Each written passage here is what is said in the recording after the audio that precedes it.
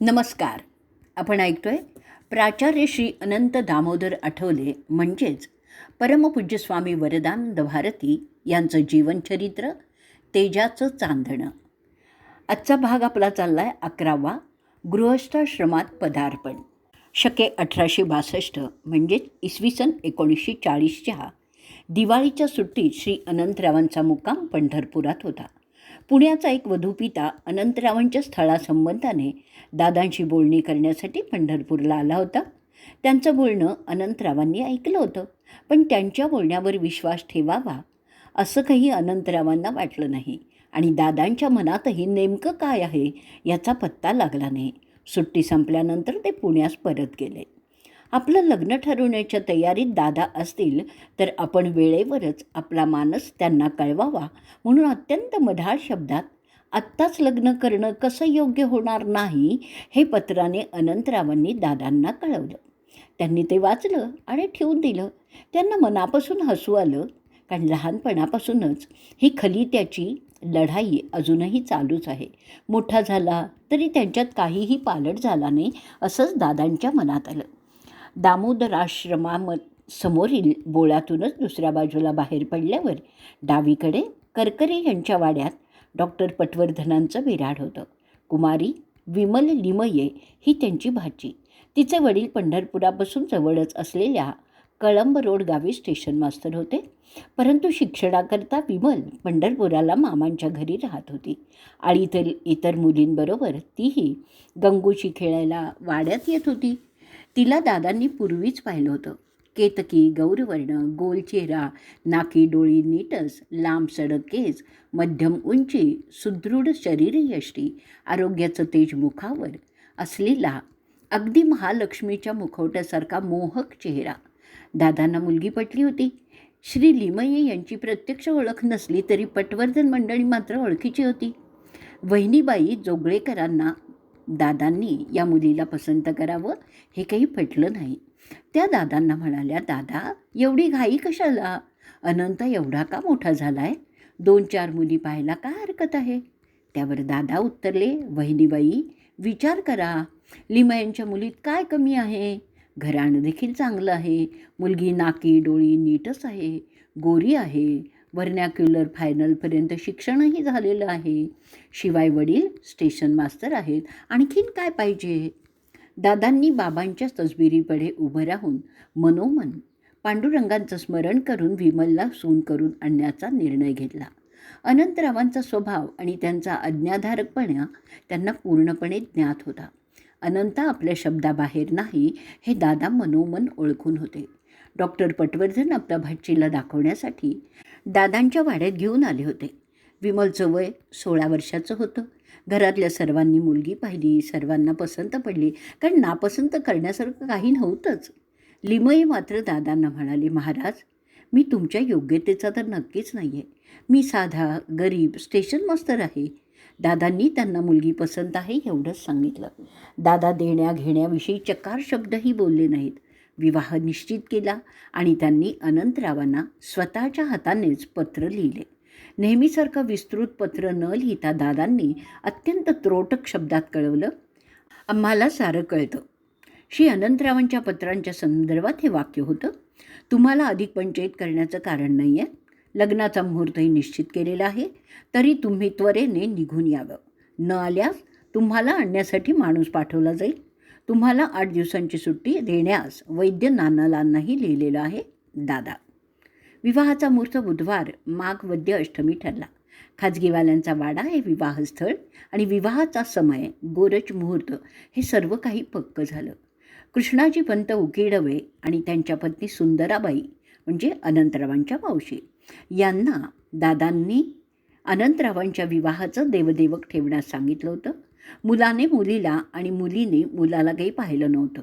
मुलगा कसा आहे हे जाणण्याची उत्सुकता अर्थातच विमलला होतीच. सीमांत पूजनाच्या वेळी अनंतरावांना घोड्यावरून मिरवत आणताना तिने माडीवरच्या खिडकीतून त्यांना प्रथम पाहिलं. उंचापुरा, गोरा, सडपातळ, नाकी डोळी तरतरीत, रुबाबदार व्यक्तिमत्वाच्या अनंतरावांना पाहिल्यावर विमल हरकूनच गेले. अनंतराव आणि विमल यांचा विवाह माघ वद्य अष्टमी शके 1862 म्हणजेच 19 फेब्रुवारी 1941 या दिवशी गोरज मुहूर्तावर पंढरपुरात खाजगीवाले यांच्या वाड्यात संपन्न झाला. दादा विवाहाला उपस्थित नव्हते, परंतु दादांनी चिरंजीव अनंत आणि चिसौका विमल यांच्या लग्नाकरता मंगलाष्टकाची रचना करून दिली होती. ब्रह्मयाची घटना जयापरी असे होईल तैशापरी, चाले तेथ न आपुले किमपीही सर्वस्व त्याच्या करी. त्याने ही विमला वधू ठरवली दामोदराच्या सुता, त्या दोघांप्रती रक्षिणे तुझकडे हे पंढरीशा आता. श्री अत्रिकुली जन्मला वर, तशी कन्या कपीच्या कुळी, आली घेऊन जन्मा त्या उभयता तू हो विठू माऊली. दाम्पत्याप्रती या विपुल आयु दे, दे द्रव्य दे संतती, देई मान मरातबास नीत, या हे रुक्मिणीच्या पती. संसारी विमला सदैव सुखावो अनंतरावासया, जेवी गोड करी विरून जगती ती शर्करा त्यापया. सद्धर्मी रत सन्मती शुची सदा, हे जोडपैकी असो, राष्ट्राचा अभिमान तीव्र तरसा चित्तात यांच्या वसो. कोणत्याही लग्नाला न जाण्याचं त्यांचं व्रत होतं, त्यामुळे ते पंढरपुरास दत्त घाटावरील दत्ताच्या देवळात जाऊन राहिले होते. धान्य आणि भाजीपालासुद्धा त्यांनी स्वतंत्रपणे बाजारातून आणून शिजवली आहेत. विवाह शास्त्रोक्त पद्धतीने झाला आहे. लग्नाची वरात निघाली, त्यावेळी वरातीच्या समोर येऊन दादांनी वधूवरांना आशीर्वाद दिला. मांडवाच्या एका बाजूची पट्टी उतरवून म्हणजेच लग्नकार्य झाल्याचा शास्त्र संतोष करून मगच दादा वाड्यात आले. विमल लिमयेची सौ इंदिरा आठवले होऊन दादांच्या लाडक्या नातवाशी जन्मजन्मांतरीची गाठ बांधून आठवल्यांच्या घरची गृहलक्ष्मी झाली. राधामाईच्या डोळ्यात तर कौतुक मावतच नव्हतं, सारं काही स्वप्नवत वाटत होतं. विवाहापासूनचा सर्व काळ त्यांच्या नजरेसमोरून झर झर झर पुढे सरकला. गंगूचं लग्न झालं तेव्हा मनाला लेकीची पाठवणी करताना दुःख झालं होतं. आता मात्र सुन्मुख पाहून जीवनात खराखुरा सार्थकतेचा आनंदही मिळाला. ज्याच्या ठिकाणी सगळ्या आशा आकांक्षा नाही तर जीवही गोळा करून ठेवला, तो मुलगा सर्वार्थाने सुख देणाराच निघाला. याचं अतीव समाधान ती मायमाऊली भरभरून अनुभवत होती. अनंत इंदिरेच्या मंगल विवाहाने सारा दामोदराश्रम गजबजून गेला होता. 4-5 दिवस विविध कार्यक्रम धूमधडाक्यात चालू होते. रजा संपत आल्यामुळे श्री अनंतराव पुण्यात जाणार म्हणून माघ कृष्ण त्रयोदशी शके 1862 म्हणजेच दिनांक 24 फेब्रुवारी 1941ला श्री खाजगीवाले यांच्या वाड्यात या मंगल विवाहानिमित्त गोरगरिबांना वधूवरांच्या हस्ते अन्नदान करण्यात आलं. अनंतरावांनी पत्नीला सांगितलं, माझे अण्णा म्हणजे वडील लवकर गेल्यामुळे माझ्या आईला तरुण वयातच वैधव्य भोगावं लागलं आहे. माझी आई माझं दैवत आहे, तिला कधीही दुखवू नकोस. इंदिरेला दाखवण्यासाठी वाड्यात आणली होती. प्रथम दर्शनीच विमलच्या मनात दादांविषयी विलक्षण आदरभाव निर्माण झाला होता. पुढे सहवासाने तो वृद्धिंगतच होत गेला. दादांचा मोठेपणा, त्यांचं संतत्व त्यांच्या सहज बोलण्या चालण्यातून प्रकट होत असे. त्यांचा मोठा शिष्य परिवार, उत्सव महोत्सव यांचं जवळून दर्शन घडत गेल्यामुळे दादांची लाडकी नाचून त्यांच्यापुढे नतमस्तक होऊन त्यांची अनन्य भक्तच बनली होती. अनंतरावांचं आयुर्वेद महाविद्यालयाचं शिक्षण सुरू होतं. त्यावेळी गोरटे अगदी खेडेगाव होतं. तिथे जाण्यासाठी वाहनांची सोय देखील नव्हती. बैलगाडी किंवा घोड्यावरून प्रवास करावा लागत असे. श्रीमती आनंदीबाईंचे चिरंजीव बाबासाहेब अनंतरावांपेक्षा वयाने थोडे लहान होते, परंतु दोघांच्यात मित्रभाव होता. बाबासाहेबांचं अनंतरावांवर वडील बंधुवतच प्रेम होतं. त्यांच्या घरी जातिवंत अबलख घोडे असायचे. खानदानी देशमुख घराणं, पिढीजात वैभव, सर्व मंडळी अत्यंत सात्विक. अनंतरावांना घोड्यावर बसण्याची अतिशय आवड होती. गोरट्याला येण्यासाठी अनंतरावांना रेल्वेने यावं लागत असे. ती गाडी मुदखेड किंवा शिवणगावला थांबत असे. बाबासाहेब अनंतरावांच्याकरता शिवणगाव किंवा मुदखेड स्थानकावर घोडे पाठवीत असत. अनंतरावांचा तांबूस गोरा रंग, भेदक नजर, भव्य कपाळ, उंचीपुरी शरीरयष्टी पाहून ते घोड्यावर बसले की हा घोडेस्वार कुणीतरी योद्धा आहे असंच वाटायचं. ते घोड्यावर बसून पाऊण तासाच्या अवधीत गोरट्याला पोचत असत. त्यांची घोड्यावरची मांड अतिशय पक्की असायची. हा घोड्यावर बसण्याचा अभ्यास त्यांनी केव्हा, कुठे, कसा केला याची मात्र कल्पना नाही. घोडे कितीही खोडसाळ असू देत, अनंतराव त्याला बरोबर वठणीवर आणीत असत. रपेट करून घोडे थकत असत, पण अनंतराव मात्र कधीही दमत नसत. अनंतरावांना डोंगरातून फिरण्याचाही छंद होता. गोरट्याच्या अवतीभवतीच्या डोंगराळ भागाची त्यांना खडानखडा माहिती होती. गोरट्यात डोंगरातून फिरणं हा तर त्यांचा जवळजवळ रोजचाच कार्यक्रम असायचा. त्यांना ढाबा म्हणजे सूरपारंब्या खेळण्याचा नाद होता. गोरटेकर देशमुखांच्या अमराईत हा खेळ बऱ्याच वेळा खेळला जात असे. तरुण मुलांच्या बरोबर खेळताना त्यांना खूप आनंद होत असे. त्यांना विट्टी दांडूही खेळायला खूप आवडत असे. त्यांचा सर्वात आवडता छंद म्हणजे पोहणं. गोरटेकरांच्या शेतात असलेल्या बारावेत म्हणजे विहिरीत श्री अनंतराव पुष्कळ वेळा पोहायला जात असत. त्यांच्या विहिरीला भरपूर पाणी असायचं. अनंतराव 2-2, 3-3 तास पाठीचा कणा पाण्यावर तोलून म्हणजेच उताणं पद्मासन घालून श्री विष्णू सहस्त्रनामाचे पाठ करीत स्वस्थ पडून राहत असत. त्याआधी आणि नंतर पोहण्याचा कार्यक्रम हा असायचाच. ते 5-6 तास पाण्यात असत. तसंच पोहताना लवकर थकतही नसत. चेहऱ्यावर प्रसन्नता असलेल्या एखाद्या योग्याचं शरीर असावं असंच त्यांच्याकडे पाहून वाटायचं. त्यांच्याबरोबर पोहायला उतरलेली तरुण मंडळी मात्र थकून जात शिणलेलीच असत.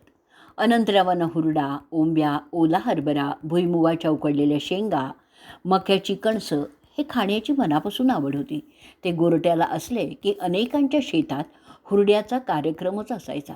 प्रत्येकाच्या शेतात मऊ, कुचकुची, गुळभेंडी, दूध मोगरा इत्यादी हुरड्यासाठी खास लावलेल्या जातीही असत. जिरं लावलेलं मीठ आणि साई सकट चविष्ट अधमुरं दही असा हुरड्याचा कार्यक्रम असायचा. शेतात हुरडा असला की ते अनेक दिवस हुरड्यावरच राहत असत. त्यांना जेवण खाण वगैरे काहीच नको असायचं. दादांच्या शिष्य परिवारातील लोकांनी अनंतरावांना कधी नावाने संबोधलंच नाही.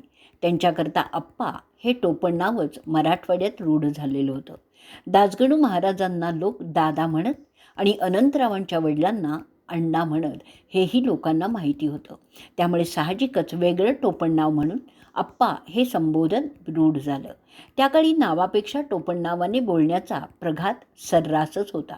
नाना, तात्या, बाबा, पंत, अण्णा, अप्पा यासारख्या टोपण नावांचा उपयोग घराघरात सर्रास केला जात असे. त्यामागे आदर आणि प्रेमभाव हे कारण प्रामुख्याने असायचं. पुण्या मुंबईकडील लोक मात्र त्यांना अनंतराव असं म्हणायचे. याचं नवल मराठवाड्यातील लोकांना फार वाटायचं. मराठवाड्यामध्ये मात्र अनंतरावांना लोक त्यांच्या विशीतच आप्पा म्हणून संबोधित असत. अनंतराव शिक्षणाच्या निमित्ताने पुण्यालाच राहत होते. दादांचा मुक्काम पंढरपुरात असेल तेव्हा महाविद्यालयाला सुट्टी असेल, क्वचित रविवारला जोडून ती सुट्टी आली तर किंवा सुट्टी घेऊन अनंतराव पंढरपुरात जात असत. अर्थातच कधीकधी 2-2 महिनेही त्यांना जाता येत नसे. पण ते पंढरपुरात आले की घरात आनंद, उत्साह ओसंडून वाहत असे. अनंतरावांच्या वाचनाच्या आवडीला पुण्यातील वास्तव्यातच खतपाणी मिळू लागलं. त्या काळात समाजसुधारकांचा मतप्रवाह प्रभावी होता, तर तरुणांमध्ये विशेषतः सावरकरांचं सशस्त्र क्रांतीचे विचार प्रस्तुत झालेले होते. अर्थातच स्वातंत्र्यप्राप्ती हे सर्वांचंच ध्येय होतं.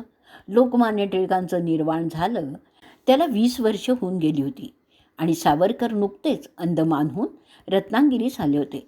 देशाचं नेतृत्व करणारी राष्ट्रीय सभा काँग्रेस गांधीजींच्या विचाराने प्रभावित झाली होती. सविनय कायदेभंग, चले जाव या चळवळीमुळे कार्यकर्त्या तरुणांना वेगळीच दिशा मिळाली होती. क्विट इंडिया ही चळवळ स्प्लिट इंडिया होईल असं भवितव्य सावरकरांनी सूचित केलेलं होतं. अनंतराव राजकीय, सामाजिक, ललित वाङ्मयी सारख्याच आवडीने वाचत असत. राजकीय पुढाऱ्यांची व्याख्यानं, सभा यांना ते न चुकता जात असत. कथा कीर्तनालाही जात असत. नाटक, सिनेमा यांचीही त्यांना आवड होती. ते संगीत नाटक आवर्जून पाहत असत. अनंतराव व्यासंगी विद्वान तसेच रसिक हौशीही होते. अर्थातच या सर्वांच्या बरोबर त्यांची अभ्यासावरील पकड कायमच असायची. तीव्र स्मरणशक्ती, एकाग्रता या गुणांमुळे अनंतरावांना कोणतंही काम करण्यास वेळच लागायचा नाही. अभ्यासही झटकन होत असे. त्यामुळेच कीर्तन, प्रवचन, उत्सव, महोत्सव, शिक्षण, व्यासंग अशा अनेक गोष्टी एकाच वेळी ते सहज आणि उत्तम प्रकारे करीत असत. आजचा भाग आपण इथे संपवणार आहोत. उद्याच्या भागात आपण भावकाव्य ऐकणार आहोत. श्री शंकर.